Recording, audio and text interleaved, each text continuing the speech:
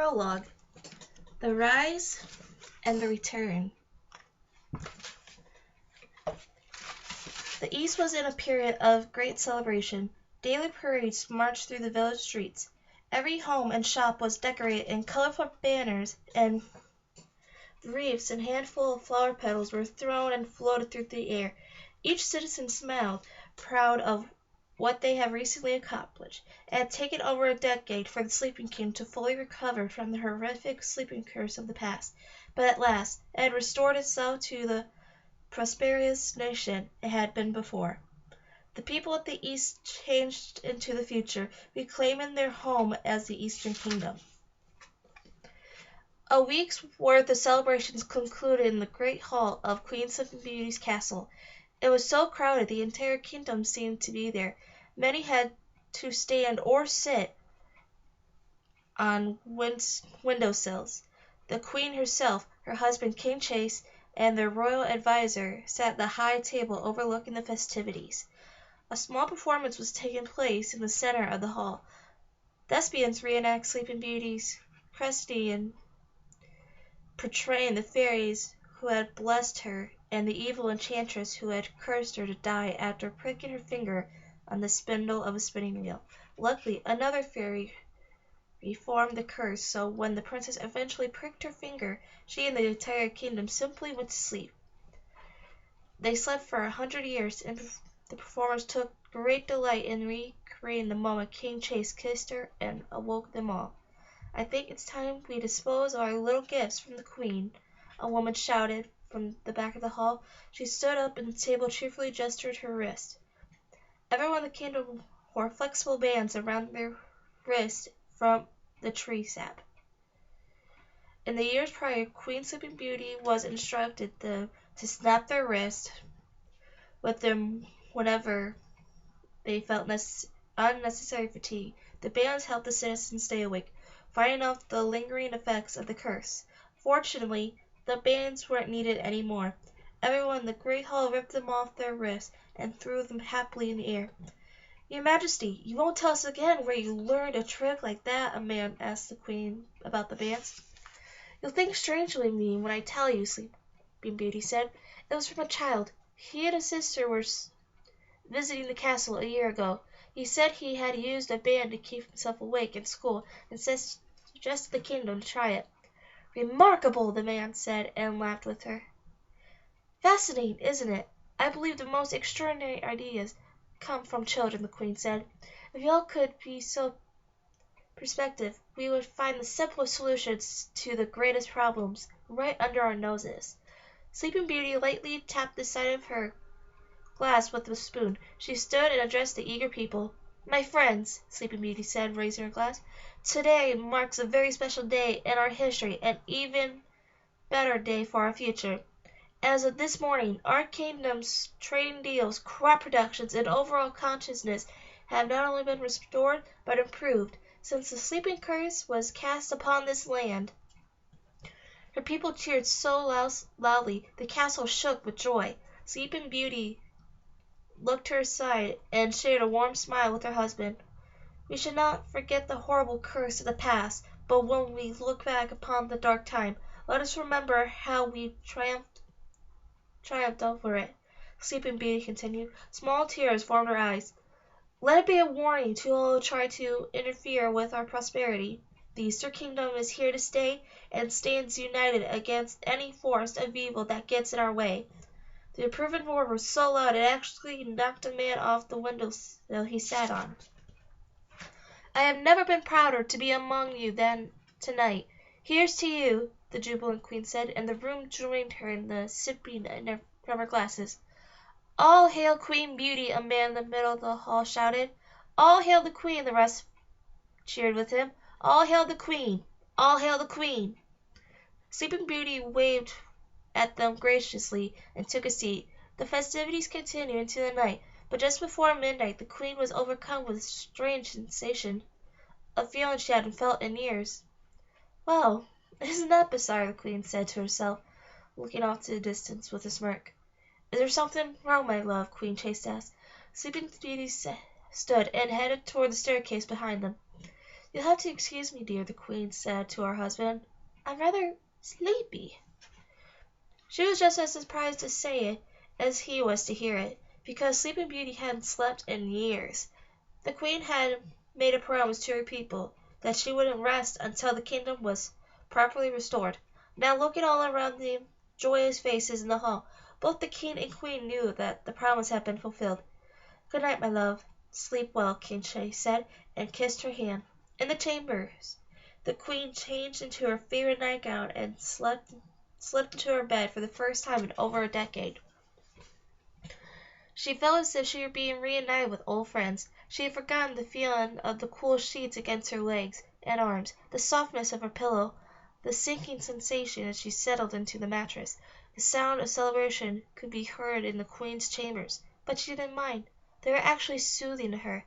Sleeping Beauty took a deep breath and fell into a very deep sleep, almost as deep as the one during the 100 Years' Curse, except she knew she could waken any time she wished. When King Chase joined her later, he couldn't help but smile at the sight of his wife peacefully sleeping. He had seen her look this way since the day she saw her for the first time. In the great hall, the celebration finally concluded. The lamps and fireplaces were extinguished throughout the castle. The servants finished cleaning up and were dismissed to their quarters. All was finally quiet in the castle, but a few hours before dawn, the silence was broken. Queen Sleeping Beauty and Chase were awoken by a thunderous banging on their chamber door. The King and Queen instantly sat up. "Your Majesty!" a man shouted from the other side of the door. "Forgive me, but we must come inside." The door burst open and the royal adviser ran into the room, followed by a dozen suited guards. They surrounded the bed. "What on earth is going on?" King Chase yelled. "How dare you barge into our—" "I'm so sorry, Your Highness, but we must get the Queen to safety immediately," the adviser said. "Safety?" Sleeping Beauty asked. "We'll explain on the way there, Your Majesty," the adviser said. "But right now we must get you into the carriage as fast as possible. Only you. Traveling alone will be much less conspicuous than a carriage transporting you and the King." The adviser looked at her with frantic eyes, begging her to oblige. The Queen froze. "Chase," Sleeping Beauty said, and looked at her husband. She wasn't sure what to do. The King was lost for words. "If they say you need to go, you must go," was all he could muster. "I cannot leave my people," Sleeping Beauty said. "With all due respect, Your Majesty, you're no good to anyone dead," the adviser said. Sleeping Beauty felt the pit of her stomach drop. What did he mean, dead? Before Sleeping Beauty knew it, the guards had lifted her out of the bed and onto her feet. They quickly escorted her and the adviser out the door. She didn't even get to say goodbye. They rushed down a spiral staircase to the lower levels of the castle. Stone steps were rough on the Queen's bare feet. "Someone please tell me what's happening," Queen Sleeping Beauty said. "We must get you out of the kingdom as quickly as possible," the adviser said. "Why?" she asked, starting to fight off the guards escorting her. No one replied, so she stopped in the middle of the stairs, solid as a rock. I won't move another step until someone informs me. I am the Queen. I have the right to know." The adviser's face went pale. "I don't mean to alarm you any more, Your Majesty," he saw his jaw quivering, "but shortly after midnight, all the guests had gone home. Two soldiers on duty near the front of the castle witnessed a bright flash of light, and a spinning wheel appeared out of thin air." Sleeping Beauty's eyes grew wide, and the color faded from her face. "They didn't think anything serious. A foolish prank to spoil our party this evening, perhaps," he continued. "The soldiers went to inspect the spinning wheel, and it burst into flames. As soon as it did, something else happened."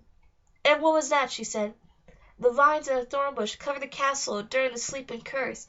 The plants that were circled out of the dump and thorn bush pit are growing back," he told her. "I've never seen anything grow so fast. Nearly half the castle is already covered. The plants are consuming the entire kingdom." "Are you telling me that the curse of the thorn bush pit has spread throughout the kingdom?" Sleeping Beauty asked. "No, Your Majesty," the adviser said, and heavily gulped. "That was just an old witch's curse. This is dark magic, very powerful dark magic. The kind our kingdom has only been exposed to once before." "No," Sleeping Beauty gasped and covered her mouth. "You don't mean—" "Yes, I'm afraid so," the adviser said. Now please cooperate with us. We must get you out of the kingdom as quickly as possible." The guards grabbed hold of the queen again, and they traveled deeper into the castle. This time she did not fight them. They ran down the stairs until there was no stairs to descend. They shot through a pair of wooden doors, and Sleeping Beauty found herself in the castle stables. There were 4 carriages in front of her. Each was circled by a dozen soldiers on horses and already depart at any second. 3 of the carriages were bright and golden on the queen's personal collection. She was escorted to the 4th small, dull, unassuming one. The soldiers surrounding this carriage weren't dressed in armor like the others, but were disguised as farmers and townspeople. The guards lifted the queen inside it. There was barely enough room to fit inside for her to sit. "And my husband?" Sleeping Beauty asked, as she put a hand to prevent them from shutting the door behind her. "He'll be all right, man," the advisor said. "The king and I will be traveling as soon as we send out the decoy carriages. We had this plan in the event that the castle should ever be under attack. Trust me, it's the safest way."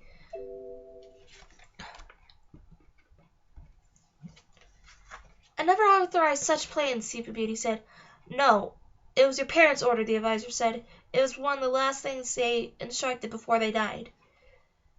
This news made the queen's heart pound even harder. Her parents had spent the majority of their lives trying to protect her, and even in death they were still trying. "Where am I going?" she asked. "The Fairy Kingdom for now," the advisor said. "You'll be safest with the Fairy Council. The decoy carriages will be sent in other directions as distractions. Now you must hurry." She gently pushed her the rest of the way inside and shut the carriage door firmly behind her. Even the dozen guards surrounding the small carriage did little to comfort her. She knew the situation was beyond their ability to protect her. The advisor nodded to the decoy carriages, and they set off. A few moments later he nodded to her driver, and like a cannonball the queen's carriage shot off into the night, the horse galloping at full speed. Through the carriage's tiny windows, Sleeping Beauty saw the horrors that the advisors had described her. Scattered all across the castle grounds was soldiers and servants fighting off the rogue thorn bushes and vines growing around them. The plants grew straight out of the ground and attacked them, like serpents wrapping around their prey. The flames crept up the side of the castle, breaking through the windows and pulling people out, dangling them hundreds of feet in the air. Thorns and vines shot out of the ground towards Sleeping Beauty's carriage, but the soldiers were quick and sliced them with the swords. Queen Sleeping Beauty had never felt so helpless in her life. She saw villagers, some within reach of her carriage, fall victims of the leafy monsters. There was nothing she could do to help them. All she could do was watch and hope she could find help once they reached the Fairy Kingdom. The guilt of leaving her husband and the kingdom being weighed heavily on her, but the advisor was right. She was no good to anyone dead. The castle grew smaller and smaller behind her as the carriage traveled away from the devastation. Soon they were passing through a forest, and all the queen could see outside were dark trees around them for miles. Even after an hour traveling, Sleeping Beauty was scared as ever.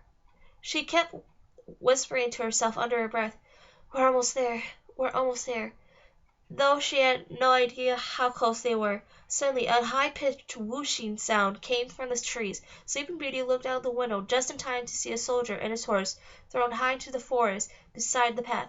Another whooshing sound swooped toward them, and another soldier and his horse were thrown to the trees and the other side of the path. They had been found. Every second was filled with the terrified cries of the soldiers and the horses as they were flung into the forest. Whatever it was out there, it was picking them off one by one. Sleeping Beauty crouched down, trembling on the floorboard of the carriage. She knew it was only a matter of time before all the soldiers were gone. One final swoop took the remaining horses and soldiers with it. Their cries echoed in the night. The carriage crashed into the ground, falling on its side, skidding across the ground until coming to a stop. Everything was quiet in the forest now. There wasn't a sound of wounded soldiers or horses to the herd. The queen was all alone. Sleeping Beauty crawled through the carriage door and carefully made her way down to the ground. She was limping and clutched her left wrist, but was frightened and barely felt her injuries. Was the attack over? Could she safely call for help or search for survivors? Surely whatever was out there wanted her dead. She would have been killed by now. Sleeping Beauty was about to call for help when a blinding flash of violet light filled the forest. The queen screamed and fell to the ground, covering her face. The flash lasted only a second. She smelled smoke and got to her feet and looked around. The entire forest was ablaze, and every tree had been turned into a spinning wheel. There was no denying it now. The kingdom's greatest fear had come true. The Enchantress, Sleeping Beauty whispered to herself. She's back. And that's the end of the prologue. I hope you enjoyed that reading, and don't forget to subscribe if you want to hear more of The Land of Stories, The Enchantress Returns, and more stories to come.